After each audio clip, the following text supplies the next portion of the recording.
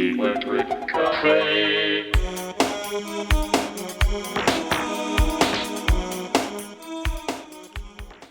Hey everybody, welcome back to Electric Cafe. Today's album review is on Bauhaus' debut album from 1980 called In the Flat Field. This is the Bauhaus' first appearance on the channel, surprisingly.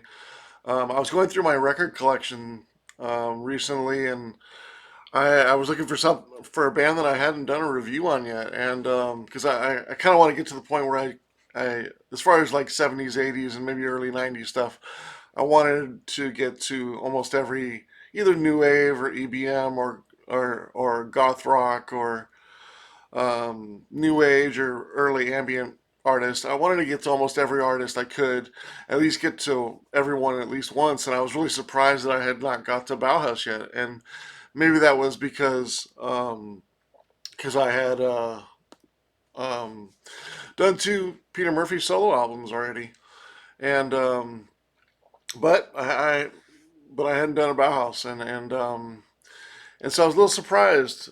So my history of Bauhaus goes back to the middle '80s, and it was really kind of game changing. Right around like 1985, '86, I was really getting into dance music and of course new wave, and I already had a little bit of a foundation from 83 to 85 and pretty much 82 to 85 when I was roughly even as far back as I was 6 years old to about 9 and 10 years old. I already had a pretty good foundation of synth pop music and new wave, and I was really getting being influenced a lot by my older sister's collection of music and what they were bringing home. And by the time I was 9 or 10, I already knew that music was really important to me, even by the time I was that young. So when my brother started bringing home music,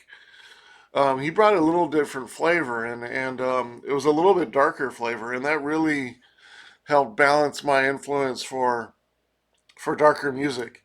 He got me into um, Bauhaus. He got me more deeper into Susie and the Banshees. He brought TSOL, you know, of course, Skinny Puppy, Frontline Assembly, things like that.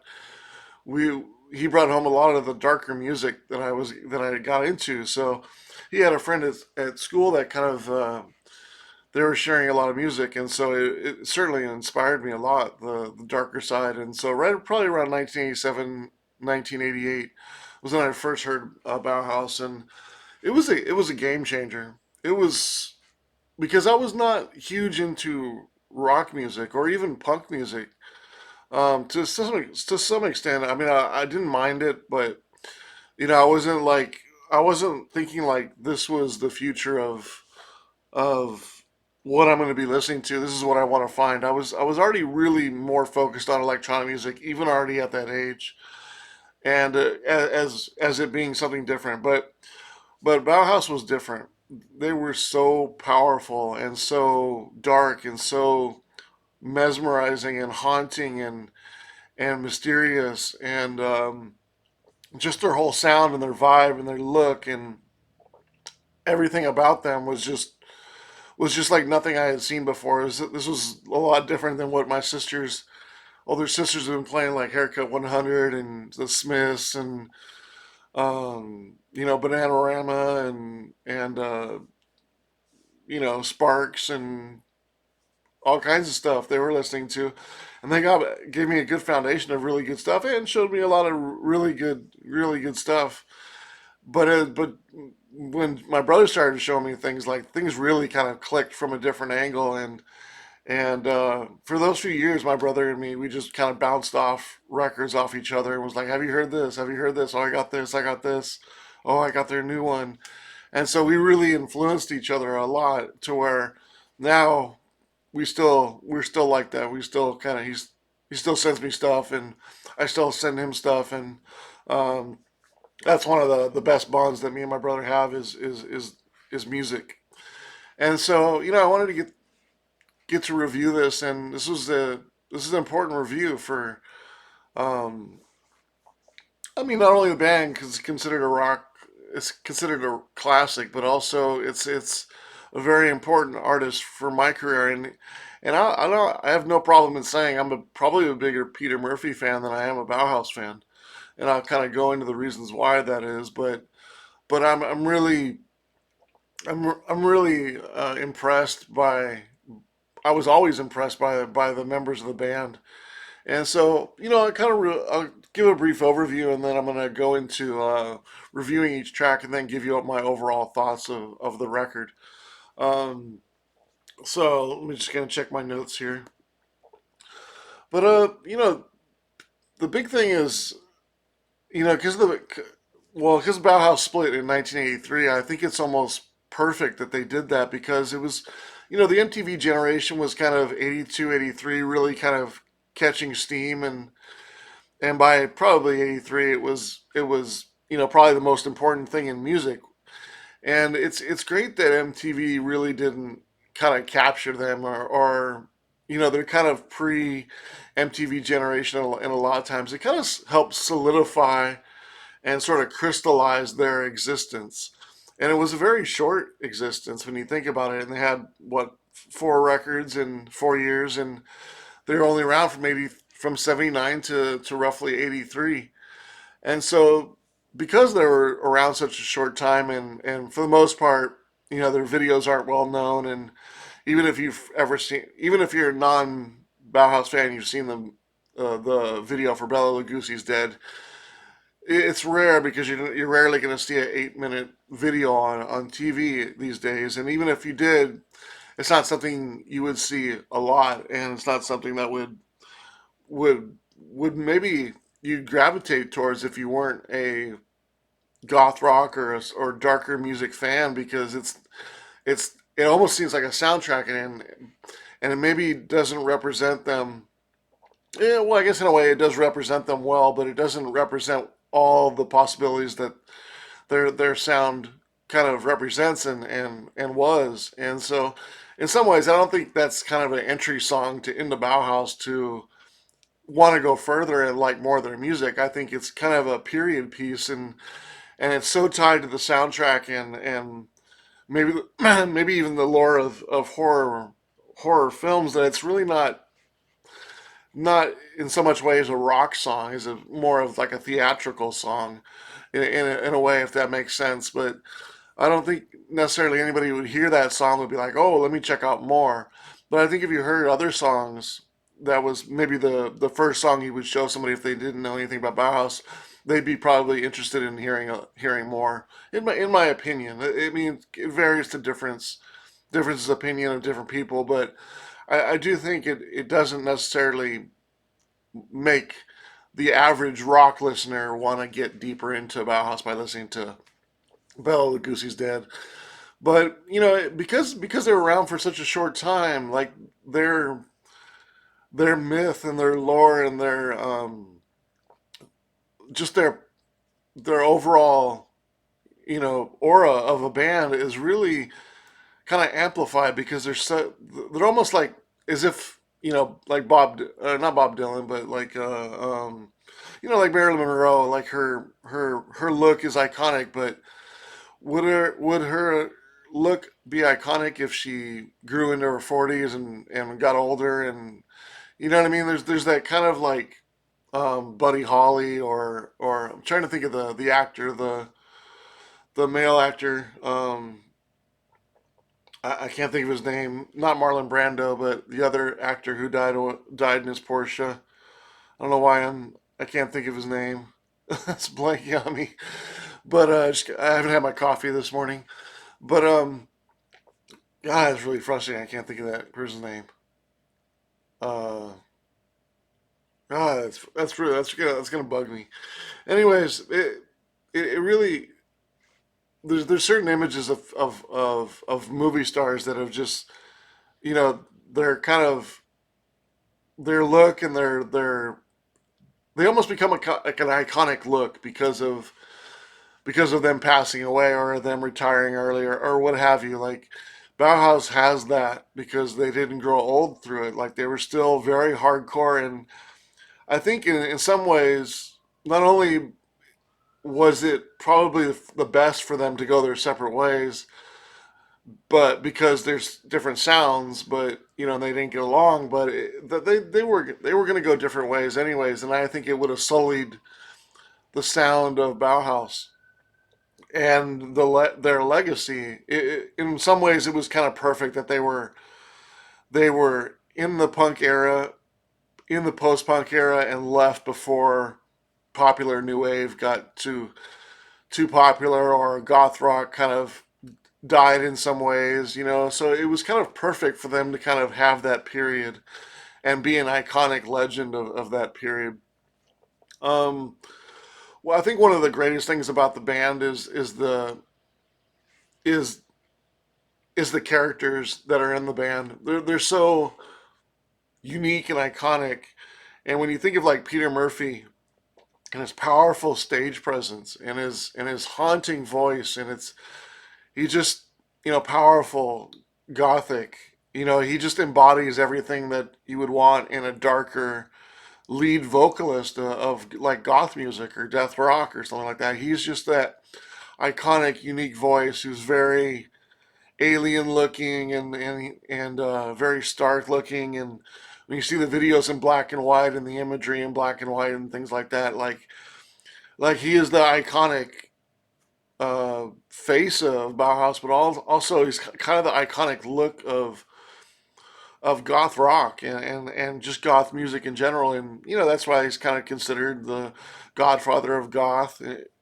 So he's just but his voice and his stage presence and the way he sings just balances out everything so well. And when you think of the talent that is Daniel Ash, which in my opinion he's probably the most creative member of the band. I mean, he's so unique. The unusual guitar playing he does, he plays some unique instruments. He plays the saxophone, he plays all these kind of instruments and strange horns and sounds, and the way he is in his persona and his such has such a cool look. And he also does some unique kind of backing vocals, like in the flat field. His voice, background vocal, just brings it to like an epic conclusion. Sometimes him making like him making a bunch of sounds and sort of making a racket with whatever he's doing. He's almost doing the job of multiple people. Like there's sometimes when they're at points in the songs, in many songs, where it sounds like there's more than four members playing. It's just like their ability to fill up the audio spectrum of just so much going on with just only four members is something that I don't think anybody really has accomplished in goth rock, in goth the way that the Bauhaus does. Also, you know, uh, David J's bass. He has some really underrated moments, and he might be the key to the doomy sound of the band. And when you think of like God in Alcove or Double Dare, just those bass lines are just iconic to those songs. Kevin Haskins certainly a solid drummer as well. His tribal drumming and bombastic kind of drumming, like in the flat field, is just perfect. And I think one of the keys to the band is their differences of of the pace of the songs. There's some that are really upbeat. There's some that are really kind of solemn and mellow. And the great thing is they never really fully go into the punk feel. Like for me, they're still really in the classic rock and roll feel, and that's probably because Peter Murphy is really inspired by David Bowie and the sort of more glam art rock kind of sound and that period. But there's also a sort of post punk feel as well. So it's nice that they don't go full on like into the punk where everything stays really kind of classic rock and roll. And I think that is really important to their legacy and them not just being a punk band. There's so much punk bands that didn't survive past this. I think Bauhaus sound survives way past most, if not all, of punk bands in my opinion. Um, so I want to go through the tracks and just kind of rate them real quick. Um, Double Dare. There's 9 tracks on here. Double Dare starts it off. Just such a powerful, dramatic, gothic, almost crunchy in a great way. Dark rock and roll. Like it's such a powerful track. Sung so well. Pacing is great. Amazing opener. I think it's an all time classic of goth rock. I give it 9 stars. It's a fantastic song, legendary song. There was really no question once it started that this was a 9. This was a 9 score. Um, Great song. Track number 2, In the Flat Field.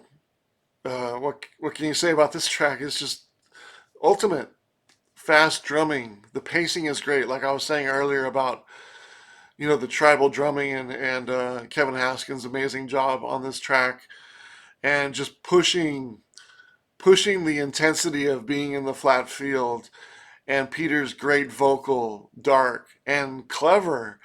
Like when he talks about eat my lunch, and that line is so clever, and to put a little bit of comedy or ironic into a track that's so haunting and so powerful is just amazing.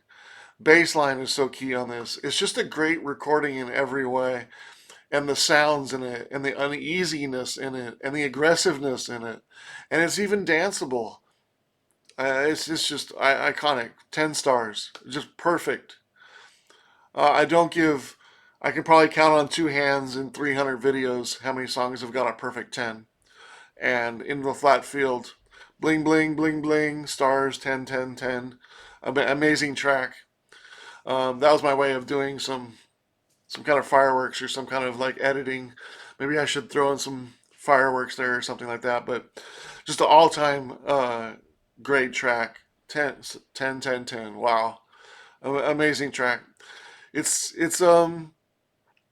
and the crazy thing about it is I've seen Bauhaus twice in concert, in 2005 and sometime in like 2010 or something like that, or 2012. One of the last shows they did before they kind of, well, maybe it was before they sort of did Coachella. I think that was 2019 or 2018 or something like that. Um, in the Flat Field is still an underrated song in the grand scheme of their live set. Like it seems like everybody looks forward to Double Dare, and then Dark Entries is a really powerful track as well. Of course, you have Bela Lugosi's Dead, Ziggy Stardust, Spy in the Cab. Um, there's some iconic tracks in here. Um, I'm blanking on some names, some other names, but there's so many iconic songs that Bauhaus have, and In the Flat Field is still underrated in my opinion in their grand scheme of their songs, and that just shows you how powerful this song is and how amazing it is. Because I think if everybody kind of that was a Bauhaus fan sit down and rated their songs, I think they would surprise themselves in rating In the Flat Field when you actually kind of critique it. It's such a perfect song, and it just kind of it sneaks up on you. You necessarily don't always think of this track as being my is it being probably my favorite Bauhaus song. And if somebody asked me what my favorite Bauhaus song is before I did this video, I would have to stop and think and probably say maybe Double Dare or In the Flat Field or something else, but it wouldn't be like In the Flat Field.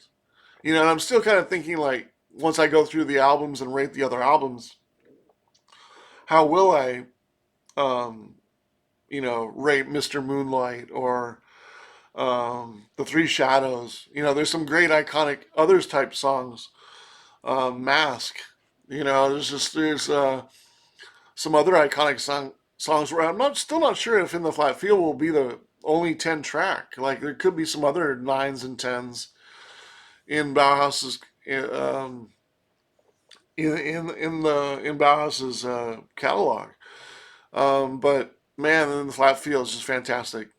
And really, the going into a God in Alcove, track number three, the album shows no signs of letting up.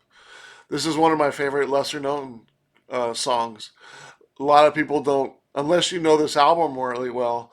And this song was also featured on the John Peel sessions, which is where I first heard it. Because the first album that me and my brother heard was the 79 through 83 track, and of course it had "Got an Alcove" on it, but it wasn't necessarily. It was kind of deeper in the album, and but when it was featured in Peel sessions, that particular version made me such a huge fan of the track, and I heard that a couple years later when my brother got the Peel sessions cassette. And then probably the next year, I kind of got this, but the live version, the Peel Sessions version of God on Alcove, very similar to the album, but a little bit more raw. And I just love that version, and that sort of helped it grow to a different level where I thought it was a good song, but it kind of took on a life of its own after that. And I remember I did back in like 1991, I did a double 90-minute cassette of the greatest hits of Bauhaus, and that was the first, maybe the first or second track after Double Dare, or maybe it was Dark Entries, because I always think those two tracks are great to start a set. And whenever I used to make mixtapes, I would make mixtapes like you would want to hear them live. So kind of a great opener and into a really well known songs, and then sort of gradually go into some cult classics, and then build it back up with a few classics, then maybe a little bit of mellow songs, and then sort of build it back up, and then sort of bring it back with an encore at the end. And I would do my mixtapes always like as if I was doing the set list for a live show of seeing the band. And then God in the Alcove was like my second one to really kind of bring up the intensity, and because it's such a good rock song, and it's unique at the same way. It was my second choice on the album. And it's funny, I think about that now and how I used to do my mixtapes. The second track was so important for a live set, in my opinion, and it probably stems from 101 from Depeche Mode, which is around that time, 88, 89. And when you think of like Behind the Wheel is a great intro, great track to kind of build the energy and the anticipation, and then kind of going on the stage and the drapes coming down, the lights and everything, that whole Behind the Wheel kind of. But the second track, Strange Love, was my favorite of Music for the Masses, and I love that version with the melody, spooky kind of intro, and then it kind of going into the really cool beat. And that second track was so important for the trajectory for I felt like it's just as important as that opening track. That opening track has to be iconic, and a great intro, and it has to fit that intro, that kind of that anticipation of going on stage and stuff like that. It has to be met with that kind of track. But the second track is just as important in a different way to kind of pace the trajectory of the set list. God in Alcove was that for me. It was always kind of that quintessential driving song that wasn't necessarily like iconic, but as a DJ, I always like to play the lesser known songs of a band, and God in Alcove is one that I love to play, and I always kind of choose that track as kind of my underground, kind of lesser known Bauhaus song that is kick ass in its own way. And it's just got a great edge too, and it's got a groove, sick bass line. Peter's Murphy's lyrics are kind of fun, and kind of a unique approach to the track as well, like he does a great job of in most tracks. Some great kind of cool guitar plucking going on, and it's a classic track as well. Eight and a quarter stars on this one. Track number four is my least favorite track on the album. I don't think it necessarily kind of drops off a cliff going from three fantastic tracks. There's kind of always an expectation, and maybe that's because I'm a hardcore Bauhaus fan and Peter Murphy fan, but there's always an expectation of every Peter Murphy or every Bauhaus song album of a song that I don't like necessarily, or I wouldn't say don't like, but I know that it's not going to be towards my favorite style. I think of like Ziggy Stardust, right? Or I'm thinking of like the track on Hysteria, which I'm blanking on the name. But there's always like one track that's kind of like rock and roll. It was a cover version also, which you know, I think was it Low End in Holy Smoke, which I have up there. Maybe that track. I can't remember if it was the low end, but there's always one. It's funny because I generally don't play those tracks, and I think of like the track on. I think there's one on. Maybe they're actually the only one that doesn't have it is Deep. But when I think of like Holy Smoke, Hysteria, most of the Bauhaus albums, there's always one track that's sort of like it might be a Bowie cover song, or I think one of them was a Lou Reed cover version, right? Or maybe one Ziggy Pop, cover song. But those ones just don't do anything for me. I don't really necessarily want to hear, even though they were successful. I don't necessarily want to hear Peter Murphy do a cover song or Bauhaus do a cover song of another song. Take for example Telegram Sam, which I think is I can't remember is that a David Bowie song also, or is that I can't remember who does Telegram Sam. But anyways, like that's another version. Like I don't, there's always one song on every album, and maybe this is the song on this album.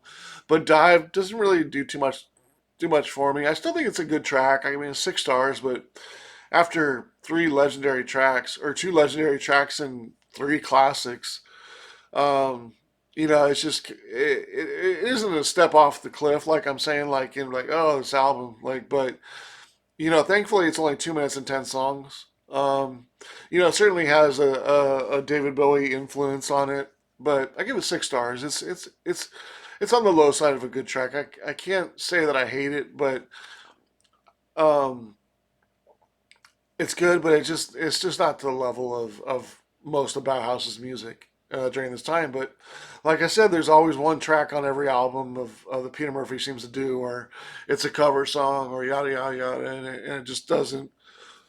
It isn't as creative and as unique as his other songs. Case in point, you go into track number 5, "Spy in the Cab." What a unique song! A great break in the album. Such an iconic track, and too, it's so dark and the drumming with the bleep sound, boop boop boop boop boop. It's just iconic rhythm. It's almost like a calling. Like with Peter Murphy's amazing voice, one of his best vocal performances on this track, in my opinion. Powerful and haunting, yet even a little bit vulnerable. Um, Nothing like it at the time. Try to compare anything to Bauhaus music in general. But Spy in the Cab, what sounded like Spy in the Cab? This is nothing. It's just a great track. And the ending is fantastic too. I give it 8.25 stars. Another classic song. That's 4 classic songs on this album. Just awesome. Track number 6, "Small Talk Stinks." This is my second least favorite song on the album. It's catchy though, some good melodic parts. The sort of chimes kind of going on. Is that like a xylophone he's playing? Um, Again, Daniel Ash, so creative, play all kinds of instruments and brings them to the sound. I mean, who is you would think like somebody who's punk is such a serious genre, right? And then goth rock, I should say goth punk, but goth rock, death rock is such a serious sound as well, right? And you think of like the imagery and what bands should do from their audience, right? Like, should a goth rock band play saxophone? Like, saxophone was such a cheesy instrument in the 80s, right? But Daniel Ash brings it into the mix. What goth rock band is bringing chimes and a xylophone into the sound? Like, who does that? Daniel Ash, amazing. so unique. I don't I want to say he comes from a little bit of a classical background, but I don't fully know his background. But I mean, you can tell he had some schooling in music because I mean, of all the instruments that he plays too. But he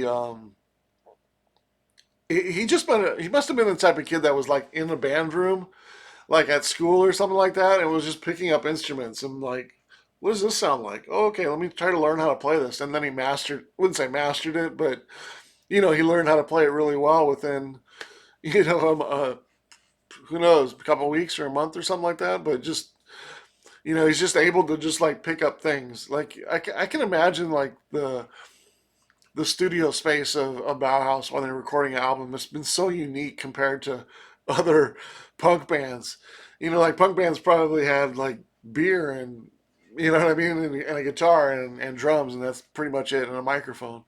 And then these guys got like congas and percussion instruments and saxophone and horns and melodic things, and even introducing some keyboard sounds in here. Just they're really going into depth with making some unique music.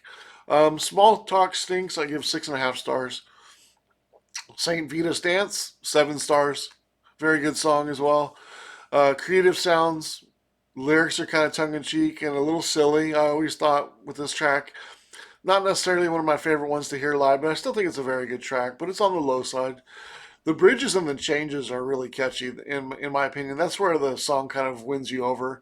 I don't necessarily like the chorus that much, um, you know, but it does kind of win you over in the end because it's not really my ideal Bauhaus song, but it's still a classic in their career in some ways. And it's whenever they would play live, they'd still play it. So it is kind of a classic, but not necessarily my favorite style of their music or sounds. Pretty straightforward. Don't like the chorus too much, pretty repetitive, but I do like the bridges and the changes in the song, and that kind of carries it. And it is a catchy song, and it's kind of short and sweet at 3.5 minutes, so no crime there. And then Stigma Martyr. I give it a 7.75 stars, almost a classic as well. Such a cool bass line, guitar is just kick ass. It does kind of lose a little bit of the luster in the last minute, and it sort of doesn't elevate even higher. So I dropped it under just a little bit of 8 because it doesn't. It kind of hits you right at the beginning, and it does kind of carry it. But the last minute or so, it kind of loses a little bit of steam for me, and doesn't seem to kind of elevate the track, let alone kind of keep the same momentum. And for that reason, I can't necessarily call it a classic, but it's right there. You can imagine if 5 out of the 9 tracks, if more than half the album was classic, that would be a first for any album that I've reviewed, if I'm not mistaken. Um, and then the last track called Nerves, which is the longest track, a little bit over 7 minutes. Obviously, a unique track. Um, Probably one of the most different tracks on it. Great way to end the album. I also give it a very good score at 7.25 stars. So yeah, my overall thoughts and score on the album uh, brings it to 70 stars divided by 9 tracks is a 77.7. Um, but this album, I gave it full marks. I gave it a full 10 points additional in my bonus category. It's just a classic of death rock. I gave it the highest additional points for it being groundbreaking, the sound, the style, um, the level of deepness on here, the powerful aggressiveness, the band members' unique and standalone personalities just come through so much and just combine to make this iconic sound for my iconic band. Um, it's a level of deepness that is rarely felt by me by many bands. It's an intensity that is hard to escape without feeling like you visited something special. Like if you put on a Bauhaus album, it's not something you just walk away from. It's not something that you just, oh, I'm gonna play Bauhaus today and I'm gonna play the album. Like it's a different experience. It's not something you play to the grocery store. I don't catch myself. Oh yeah, what, I'm gonna go even take a ride. You know, I got an hour trip. I gotta go see. I'm gonna go see a family member or something like that, or I'm gonna go to a friend's house where it's like a half an hour away. Let me take a Bauhaus record with me. It's I need to be fully engaged to hear Bauhaus. It's not something you walk away from without feeling scarred in some ways. And that's where my level of enjoyment in music kind of challenges itself because in some respect, if I when I want to play a Peter Murphy album or sometimes I even play a Daniel Ash solo album, those are more enjoyable than hearing Bauhaus. Like Bauhaus is I wouldn't say it's a chore to listen to because I like it so much, but it is very powerful to the point where I wouldn't say it depresses you at all, but it is very powerful and it's not something that you can lightly enjoy. And I say that um, it, from my point of view in saying that, excuse me, my nose is running. Um, uh, excuse me, nose is running a little bit. Um, the band is so powerful that it's just not something you can just get into and get out. Like there's the members were obviously doing some pretty heavy drugs during the time, and I don't know which ones were necessarily. I'm sure Peter Murphy and to some extent. I can't even guess to say, but you know I'm sure that helped lead to the strained relationships on top of that, and just the ego ness of Peter Murphy and Peter Murphy definitely has an ego, and I'm sure the other band members got kind of fed up with it multiple times through multiple reunions. But Bauhaus is such an intense band and an intense sound that it's not something you just kind of go lightly into and then play. Sometimes I have a sometimes I'll play the Bauhaus. Um, excuse me. Sometimes I'll play a Bauhaus and a Bauhaus song will come up on my Pandora channel, right? Like a Pandora, like maybe a Peter Murphy channel or Killing Joke or something like that, and a Bauhaus song will come up, and I always hit thumbs down because I don't want to hear this and that and this and that, and then all of a sudden a Bauhaus song come in. It just doesn't work for me. Like I can't just listen to a Bauhaus song and then go on. Like I really want to hear a whole album, and then if I do hear a Bauhaus song, it kind of like pulls me into where like I feel a deeper emotion, and it's not a depressing emotion. It's not necessarily like a darker emotion, but it's almost hard to explain. It's just not a band that you kind of have on random with playing. Uh, I don't know. I wouldn't say lighthearted synth pop or new wave, but you know, I'm not gonna play a Pet Shop Boys song and then play Bauhaus, right? So it's just like it's such a you know maybe if I had played a bunch of goth rock, I could play play a Bauhaus song into it, but you know it's just not a band you take lightly going into their sound. Um, Great thing about this recording is, and just them in general, is everything has a really great distance to it. Even the distance on Peter Murphy's voice, which is super important to the depth of the sound.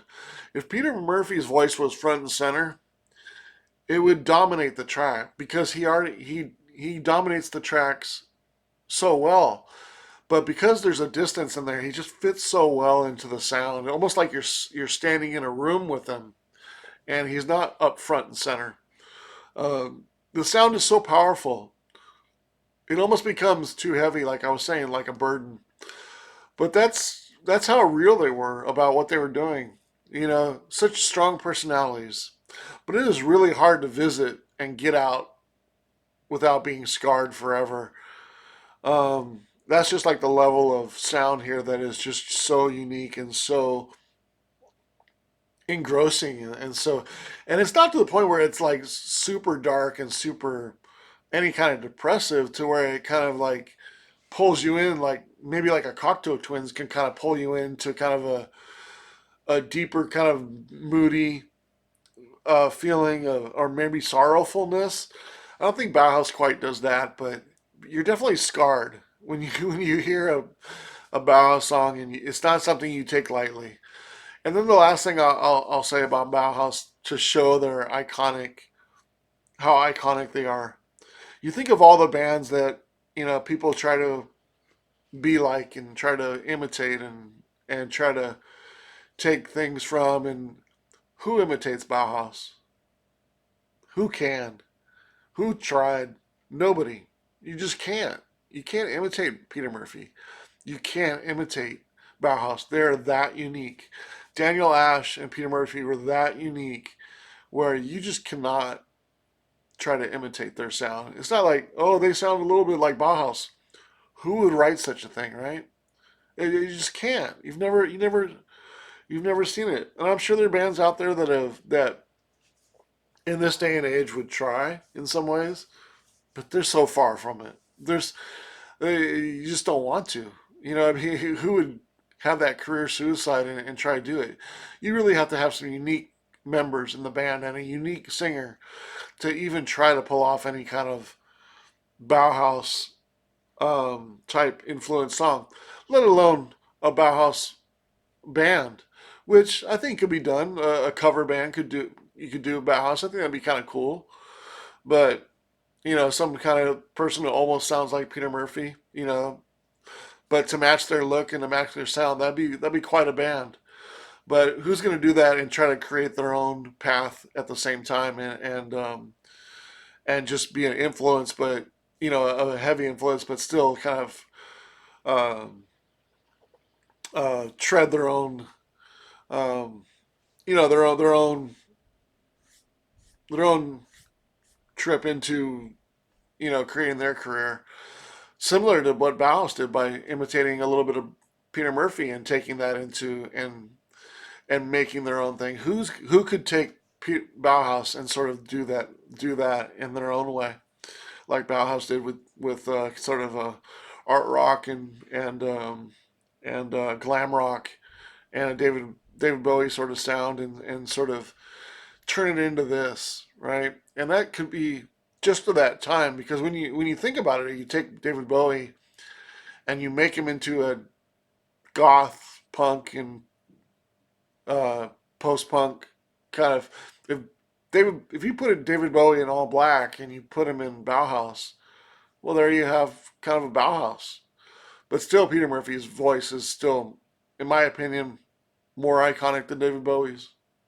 But that's because I'm a fan of Peter Murphy. But it's just because of how unique Peter Murphy's voice is. Nothing like them. Nothing like Peter Murphy. Daniel Ash, amazing. 87 out of 100. Why isn't it a 90? Yeah, there's two songs out of a nine, out of nine songs that are less than seven. Hard to give a 9 out of 10 as a legendary all-time classic that you would remember. For me, scoring things in the nine, it would have to be the type of album that I would give to somebody else as an example of goth rock. And yeah, this is really close, but I'd probably give 79 to 83 their compilation, probably more so. But I'm not going to rate compilations. I don't rate very good or greatest hits albums or even live albums to that extent. But I think if because 79 to 83 is such an iconic album cover and it encapsulates all their, in my opinion, probably a good. I mean, if there was two albums set that you had to show Bauhaus, it's hard to. It's hard. I'm sure there's a couple of songs you would take out and put other songs if you're a hardcore Bauhaus member. I'm sure that would be doable. Anybody could do that, but it's a great representation of their career. And so it's a great album to give to somebody if you wanted to show Bauhaus to somebody who was not into goth rock. And when I give something a 9 out of 10, that's something on that level you would. Now, an 8, something in the 8s, if somebody was like, oh, I guess I kind of like some punk music. Oh, I like, New Order. I've heard Joy Division. I kind of like a song or two.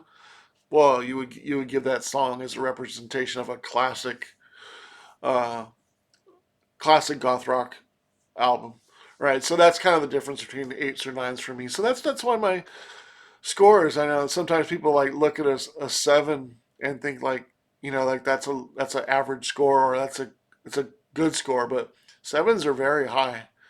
That's very good on my level. If an album is in the sevens, means it's very very good. Like I don't give sevens lightly. Eights I give even less, but nines have to be iconic albums. And when you really break down this album, Small Talk Stinks and Dive, it's hard to give those tracks a seven. It's hard to say they're very good. So 2 out of the 9 tracks are less than very good. So it's hard to give it a nine. You know, nine's almost perfect. You know, and you can see even with my scores, I had to give this album a full 10 because I think it merits a full 10 for all the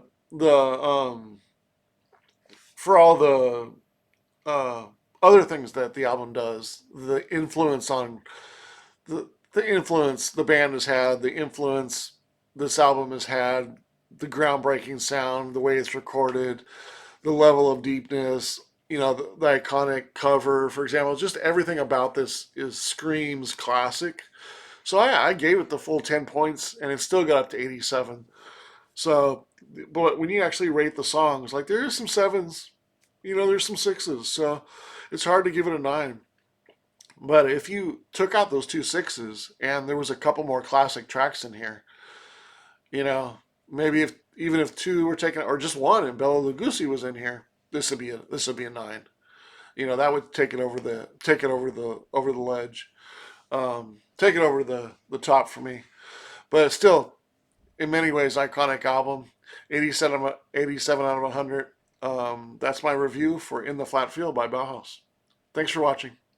Electric Cafe.